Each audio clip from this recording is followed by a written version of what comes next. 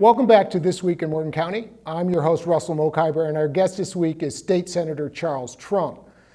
Charles, I learned today that the Morgan County Courthouse is 100% renewable in terms of geothermal energy.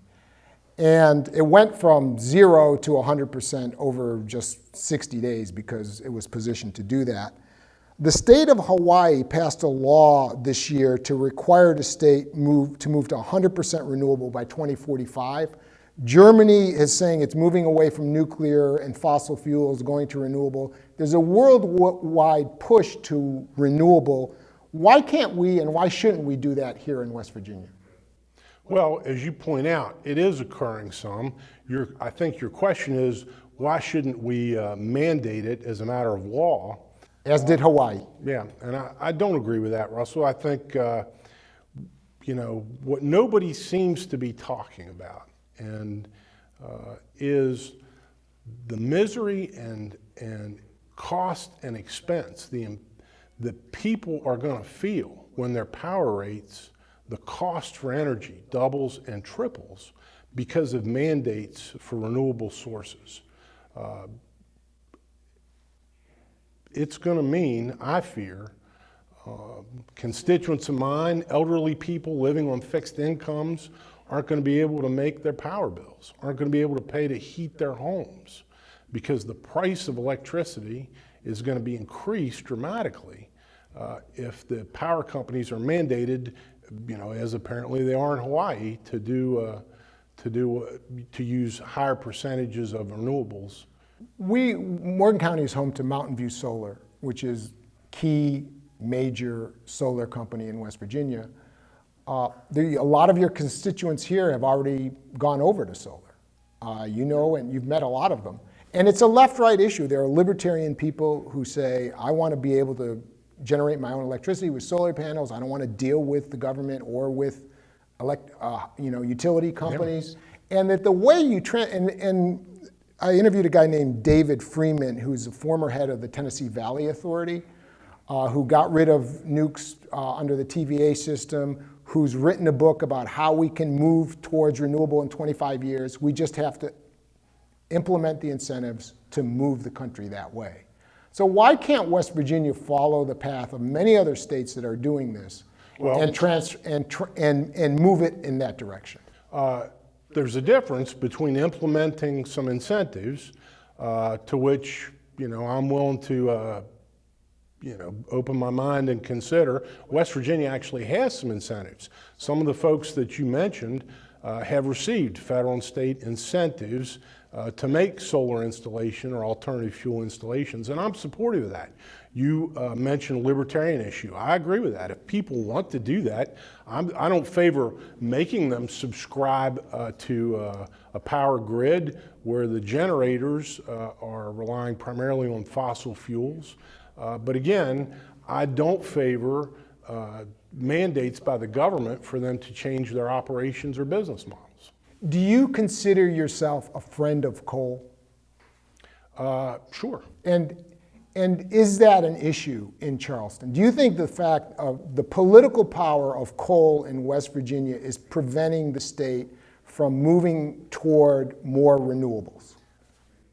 I don't think the state is being prevented from moving toward more renewables. It's happening.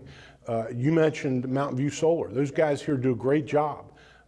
And I had the pleasure of working with Mike McKechnie and Colin through the last legislative session on some legislation that they were interested in and making sure that the net metering that's available to the people who've made solar installations remains available to them, meaning they get to sell their power back to the power company. I'm not for having everything frozen in time, but I don't know that it serves anyone's interest for the government to interject itself into that process and decide for everybody, for all time, how it's going to be. Market forces have a role in this too. If the government intervenes in that fashion, it's going to mean little ladies on fixed incomes aren't going to be able to pay their heating bills in the winter. Unless they're on solar.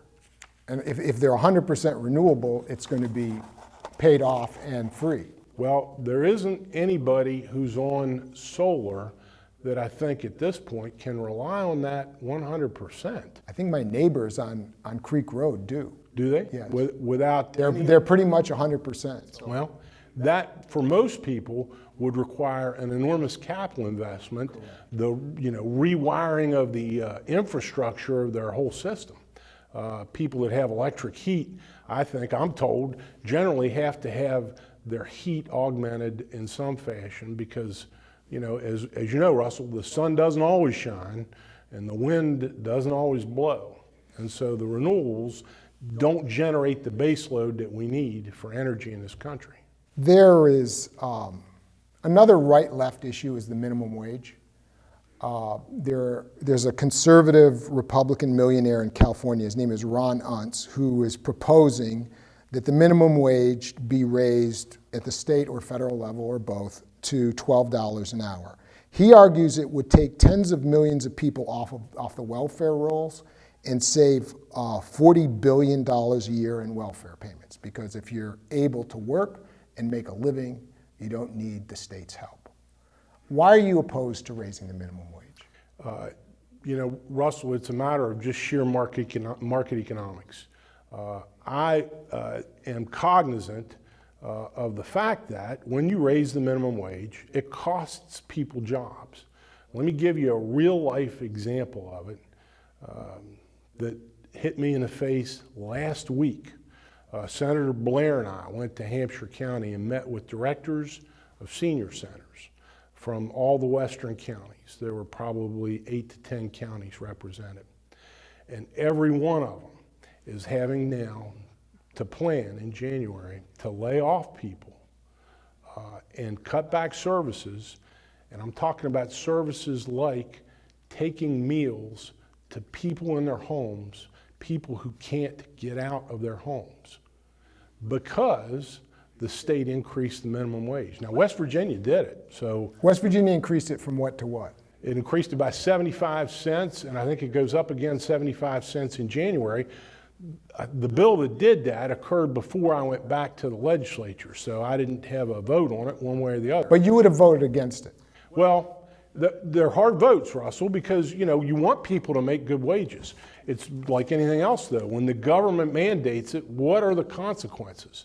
We have wages generally in this part of West Virginia are higher than that as a result of free market activity.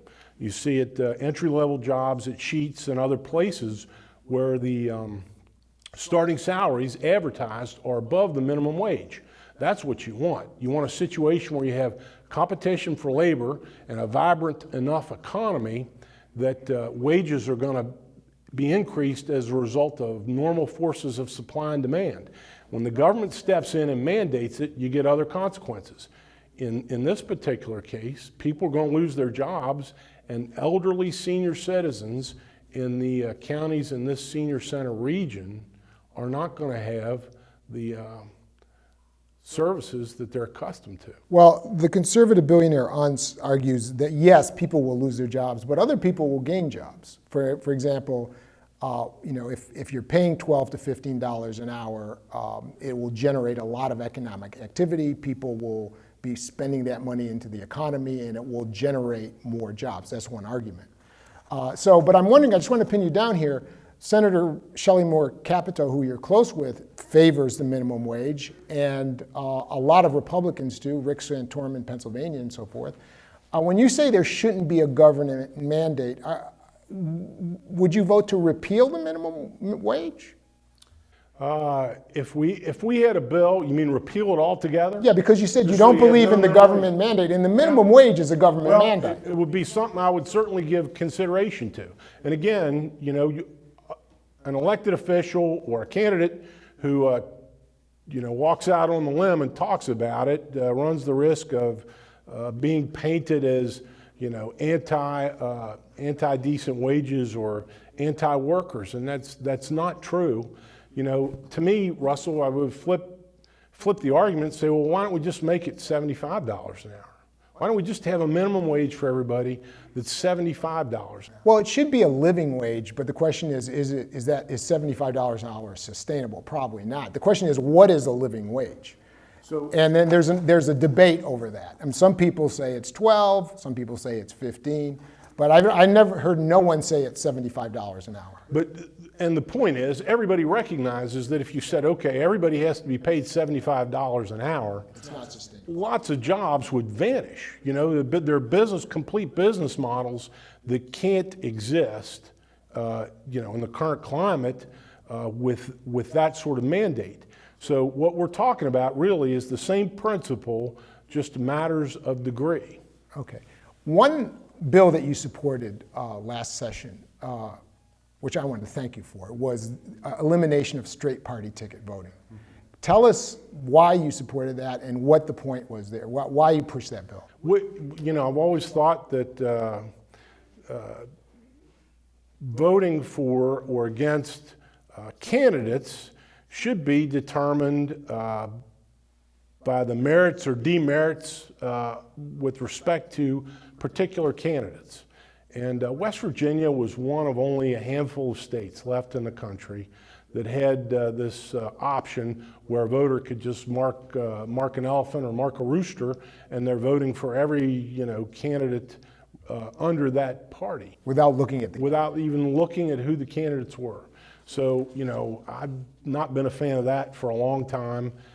Now, I will tell you this, politically, I mean, people said to me, Charlie, you better think about what you're doing, because the Republicans got way more straight ticket votes in West Virginia in 2014 than the Democrats did. You know, we said, no, you know what, we didn't think it was right when we were not the beneficiaries. Just because we're the beneficiaries of that process now doesn't make it right when it wasn't right before. So we passed a bill to eliminate it. People can still vote a straight ticket if they want, but they're going to have to actually look at each candidate running in each race where there's an opening and decide. Correct. We have just probably a minute left, so I wanted to ask you in a minute, what do you foresee are going to be the hot issues in the coming legislative session? There are a couple that are clearly on the radar at this point. First of all, the President of the Senate and the Speaker of the House have appointed a tax study committee, members of the House and Senate, Republicans and Democrats, both parties, actually meeting this afternoon. They're having a meeting this afternoon. They've had probably half a dozen meetings already. You know, all of us thought we would like to do some tax reform, ways that would make our tax code simpler, fairer, but the window between November of 2014 and January of 2015 was inadequate to give it the proper study and attention that you really, you know, you have to give something like that before you take it up and do something with it. All right, that's taxes and maybe another one in 30 seconds. Well, I think there's interest in looking at an intermediate court of appeals in West Virginia for our judicial branch. The Constitution specifically permits it. Again, West Virginia is one of only probably half a dozen, certainly under 10 states that don't have an intermediate court of appeals. The result of that is that every appeal from every kind of case goes only to our state Supreme Court, and it's an enormous volume of cases. Charles, thank you very much. I hope you'll come back. This is just the start of a conversation. Russell, my pleasure. I'll be delighted to come back. Until next week, thank you for watching This Week in Morgan County.